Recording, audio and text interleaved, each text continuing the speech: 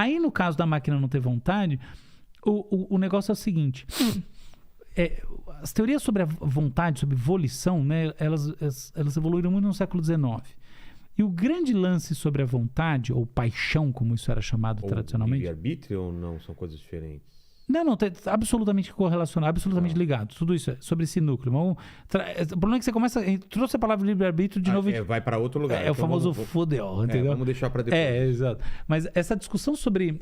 esse entendimento das paixões, ele tem muito a ver, na base, com a forma com que organismos são formados e manifestados. Olha só, eu não sei se você já olhou por esse lado, mas um organismo, ele é manifestado, ele é uma manifestação. Pensa o seguinte, do ponto de vista evolucionário, as espécies que vão se formando ao longo do tempo, surgindo e desaparecendo, elas têm um invólucro, que é um corpo, e genes. Genes. Que são transmitidos com variações, tem um processinho que durante a vida influencia o gene, que hoje a gente sabe. O Darwin ganhou a disputa, a queda de braços com Lamarck, mas não foi por nocaute, igual todo mundo falava na era dele. Foi por pontos. Então você tem processos epigenéticos, um monte de coisa, não importa. Tá. Mas o fato é que o gene é o vetor da evolução. E não o fenótipo, é o genótipo. O que quer dizer isso na prática? Vamos traduzir isso para quem fala, caramba, agora entrou num negócio técnico. Não é nada de técnico, é o seguinte. Você em casa, não deve pensar a vida, para entender ela em profundidade, como materialidade, mas a vida como informação. Porque assim, quando existiu uma época que não tinha vida. E o que foi o surgimento da vida? A época que não existia vida, quando o universo, o Big Bang aconteceu, o Big Bang não é o surgimento do universo, tá? Mas ok, o Big Bang já era um processo de inflação muito forte, e o que a gente tem é um aumento na quantidade de informação. E quando você tem muita informação, você tem uma coisa que é sinônimo, que é aumentam. Isso. As possibilidades aumentam e você tem muita desorganização. A entropia. A entropia vai aumentando. Perfeito. Isso. A entropia aumenta constantemente. O caos aumenta constantemente. Perfeito. O que não é a vida senão um invólucro contra a entropia? Exato. Lógico. Então, qual é a melhor maneira de pensar a vida? Pensa que a vida é uma organização informacional. Ela protege. O que é? Porque eu tenho citoplasma. Porque eu tenho núcleo organizado. O que são essas coisas? Eu tenho um monte de barreira em relação à entropia fora. Aqui tá organizadinho, protegendo, e o resto é uma zona do caos tomar aquilo lá. Claro, o que é a morte? O câncer é isso. É lógico. É o caos destruindo... Cara, a morte é isso. A morte é lógico, todo mundo acha que a morte é organizada. A morte é desorganização, não tem nada de organizado na morte. Que era organização. Claro que não. Separando. Não, desorganização. Claro, então. você pensa bem. Pensa na prática. Você tá lá todo organizadinho, seu cabelo bonitinho, um copo quebrando. Caiu o copo, quebrou, era uma coisa organizada, ele Isso, quebrou. Por isso que você não consegue trazer as pessoas de volta da morte. Exato. Entendeu? É porque quebrou o copo, como é que você faz? Bota ele de pé de novo. Então, ou bota ele na estrutura original. Então, é desorganização. Então, se você olhar por isso, você vê que falar da vida como informação não é nada tão complexo. É simples, é só é um olhar. Por este olhar, no final das contas, que raios quer estar vivo? É manter uma organização. Então, que raios é se prolongar na vida? É prolongar a organização. Como é que eu prolongo a organização?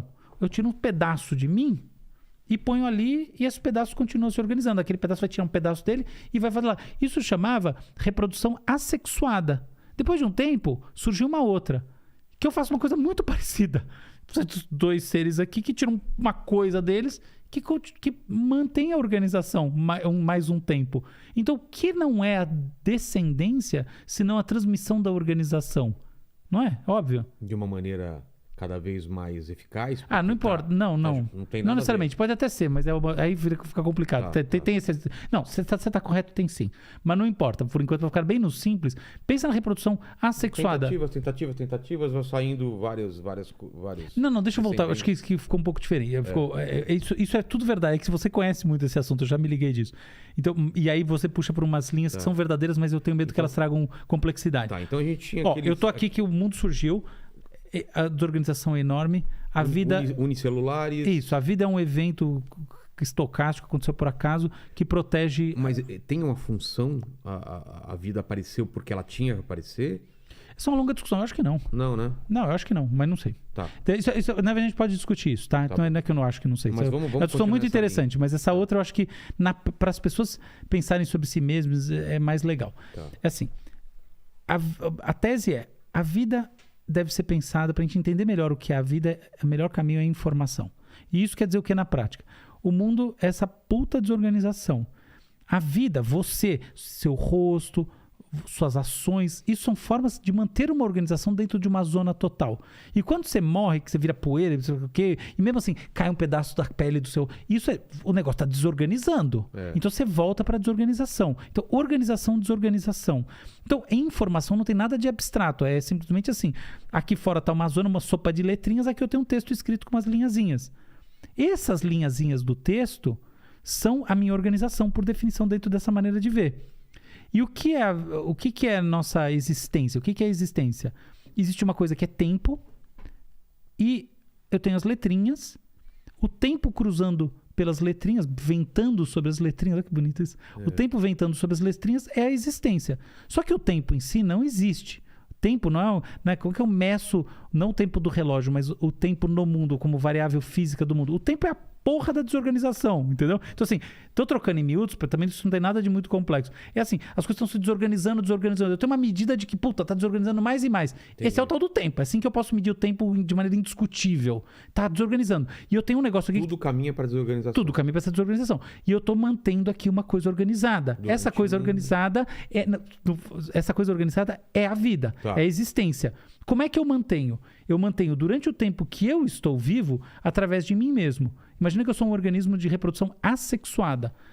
Eu tiro um pedaço, é como se um pedaço de mim saísse e aqui esse pedaço aqui vai desorganizar, mas esse aqui vai continuar e ele vai, e assim vai. Então, você. Não importa eu, pensa na informação. Esse que é o eu. A hora que pensou eu, fodeu. Você tem que pensar assim, esquece o eu. Eu tô falando dessa organização. Porque o que se mantém? Não é o texto? Não são as letrinhas? Essas letrinhas chamam gens. Não é nada mais. A TCG. É isso, entendeu? As letrinhas estão se mantendo. É o textinho. É literalmente um texto. Entendeu? É isso. Por isso que o vetor da evolução são os genes. É porque é literalmente mesmo. Isso aí... egoísta, né? O Richard Dawkins então, mas não precisa nem entrar na discussão, porque não tem nada de egoísta. Isso aí foi mais marketing. Claro. É tipo assim, literalmente... Ele não tem intenção. Não tem intenção nenhuma. É teleonômico, não teleológico, por assim dizer, que falar de um jeito bonito. Mas assim, o que importa é, essa linha está sendo seguida pelas letrinhas. Tá bom? E aí, chega um determinado momento que a gente encontra uma forma mais eficiente, como o mundo, por acaso, encontra uma forma mais eficiente disso aí acontecer, da organização ser preservada, que é a reprodução sexuada, tá bom? E aí, duas pessoas se juntam. Por que essa é uma forma mais organizada? Daqui a pouco a gente pode discutir. Mas basicamente porque formas excessivamente organizadas são formas mais frágeis do que formas ligeiramente desorganizadas, curiosamente. Sim. Pensa uma coisa, você é um lutador. É melhor você nunca ter nenhum tipo de machucado ou você ficar caindo no tatame? Você fica caindo no tatame. Micro coisinhas te tornam mais resiliente a macro porradas, não é verdade? Isso aí vale para tudo. Isso aí não é só no tatame, isso é na vida. Em tudo e inclusive do ponto de vista da origem da reprodução. É uma questão muito mais profunda do que parece. Mas beleza. Então eu tô lá. Aí surge essa forma. E vai seguindo. Esse invólucro, que é o filho, a filha, ele é um invólucro do mesmo textinho que a gente estava vendo lá atrás, que mantém essa organização. Então, no final das contas, quando eu falo assim, o que é a existência se não o caminhar do tempo sobre as letrinhas? É isso. É essa transformação que se dá. Então, isso quer dizer o que na prática? Quer dizer que, voltando então lá atrás, que o ser vivo, o corpo funciona, né? A pessoa viva, como essa manifestação. Ele manifesta algo que é a expressão das letrinhas.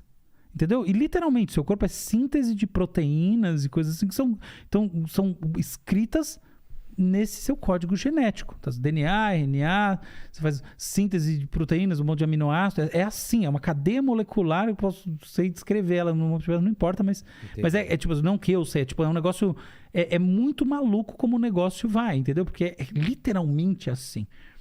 Então, é literalmente como se tivesse um textinho que segue ao textinho, tá bom? Então, esse é o caminho pelo qual a vida percorre o seu curso. No caminho em que ela percorre esse curso, vão surgindo formas, agora voltando à questão e chegando no ponto essencial, formas de se relacionar com as coisas que existem porque elas são parte do processo necessário para que as letrinhas se estendam no tempo, ou em outras palavras, elas permaneçam resilientes à entropia, passando gerações para frente. As tais das paixões, elas não são nada mais, nada menos na nossa base do que esse impulso para você manter a letrinha no livrinho seguindo o seu caminho dentro desses invólucros que se manifestam, que a gente chama de fenótipo, vida, corpo ou pessoa, tanto faz. Entende o ponto? Sim. Então, quando a gente fala assim, a máquina pode ter vontade, a gente está falando o seguinte, este processo... Por que eu vou ao banheiro? Por que eu transo? Simplesmente porque eu fui programado para isso. Então, eu não gosto... eu acho que aí a gente cai no marapô. Eu prefiro essa outra visão mais poética. Programado você não foi. Não é programado. Não é isso. Pensa assim, você não é o vetor da coisa. Você não vai por causa de você. Esse que é o negócio mais bonito. É quase uma coisa... Tem quase um aspecto místico nisso. Quase religioso. Eu vou por quê? Você não vai por causa de você. Porque você não... Muitas das coisas que você faz na vida não é por causa de você. Sim. É por causa das letrinhas. Você está defendendo as letrinhas. É como se fosse um... Pensa em vez de letrinha, Deus. Você está defendendo, o seu papel aqui não é porque isso é uma coisa, inclusive isso é uma coisa super recente, tá? Esse eucentrismo do que a gente vive hoje em dia, por muito tempo não se pensou nisso. Você não é nem tudo que você faz é por causa do eu vou porque isso você acredita. Mas existem evidências que as pessoas não pensando sobre esse eu fazem coisas parecidas, portanto talvez pensar nesse eu não seja tão importante, entendeu? Entendi. E a gente pode falar que isso é Deus. Mas a gente pode falar também, por esse ponto de vista, que isso são essas letrinhas. Você está seguindo, fazendo um monte de coisa que garante que essas letrinhas sigam para frente. Qual que é a ideia da seleção natural? Essas coisas ocorrem por acaso. Quem não fez essas coisas, os livros onde estavam escritas as coisas e que elas, nos caminhos se perderam, não estão mais aí. Exato. Então, os livros quem tem o textinho escritinho que está aí até hoje porque ao longo desses milhões de anos... veio fazendo coisas que garantiram justamente resiliência à entropia, ou em outras palavras, que aquela linha, aquela descendência não desaparecesse ao longo do tempo. Então, o fato de eu transar para passar meus genes para frente... Você não transa para dar cuidado, tá? Você transa porque você quer. Então... Você transa porque você tem prazer. Esse papo de que você transa para passar gene, isso é uma bobagem biológica, biologizante, não tem nada a ver. Você transa para ter prazer. Você tem prazer. E por que eu tenho prazer? É isso que eu tô te falando. O prazer é a grande manifestação das letrinhas. Mas eu tô tentando achar lá atrás. Não tem o começo? Como assim? Como que elas descobriram que era bom ter prazer? Elas nunca descobriram. Então, foi simplesmente randômico? Essa deu errado, essa deu certo, então eu passo pra frente. Essa, por acaso, tinha prazer. Tinha uma outra que tinha visão ultravioleta. Entendeu? Essa é a teoria darwiniana clássica. Esses fenômenos, essas variações são mutações. O surgimento do prazer começa com mutações, sem dúvida, como o surgimento de qualquer coisa. São variações. Dentre as variações tem... Não é bem verdade isso aí, tá? Hoje em dia, esse cânone do darwinismo... Falar isso, vai ter professores sérios de biologia que vão... Não é. Mas é quase totalmente verdade. Não é bem verdade, não. Não é totalmente verdade. Eu tô com dificuldade de entender essa parte das letrinhas, então. Se não é, porque eu aprendi isso que era para passar os genes para frente. Essa é a função.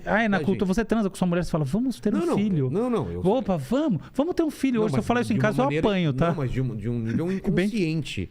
Aí você fala, você precisa. Se você tá consciente, se você tá elaborando, como é que é inconsciente? Não, mas Ó, eu quero ter um mas filho. eu tenho um controle sobre as minhas vontades. Nem sempre quando eu tô com vontade de mijar, eu mijo. Pode segurar Nossa, mais. que coisa Nem sempre quando eu maravilhosa. tenho vontade de transar, eu transo, entendeu? Não, tudo bem. Eu tô Mas quando você tentando transa é entender- porque você quer ter um filho? Não, Claro que não. mas não é meu gene, lá, minhas... Claro que não. Não. Isso é bobagem. Isso é, eu sei esse papo É a reducionista busca biológico. do prazer? Não é A a gente busca do busca? prazer. Não, isso também não é, cara. Não. Cara, é o seguinte. É que eu não tô entendendo. Eu sei, porque é muito sutil. Ó, Você entendeu, Lene, o que é que leva a gente a fazer as coisas que a gente faz? Eu relacionei a tipo como se fosse cálculozinhos que foram dando certo e aí formou essa Uma pré-programação, mas não é. Pelo mas que Não, ainda não é. Mas eu ainda não também Eu também não peguei tô a linha. entendendo. eu acho bom, porque daí isso permite a gente. Porque certamente, se você não tá. E eu gosto dessa honestidade, certamente tem muita gente que não tá também. Então, vamos lá. É o seguinte: Tá. é um erro a gente olhar e falar assim: por que eu transo? Eu transo porque existe um impulso biológico para gerar Passar, descendentes férteis e bababá. E eu passar a minha descendência, sei lá. Isso é o cânone Isso total. já caiu, então. Não, isso caiu, no meu ponto de vista isso caiu, tá? Isso é uma discussão tem enorme. gente ainda que discute. A maior parte, os neodarwinistas falam assim. Tá. Eles são absolutamente ingênuos no entendimento de funcionamento da mente, no meu entendimento, Tá. sabe? Para mim faz muito mais sentido o seguinte: por que eu transo? Porque eu quero. Na vida moderna eu quero. Às vezes eu posso querer transar para ter um filho. Outra vez eu posso querer porque eu quero ter o prazer de transar. Às vezes porque tem um comichão e eu Exato. quero ter transar. Tem diferentes vias que me levam a Maomé.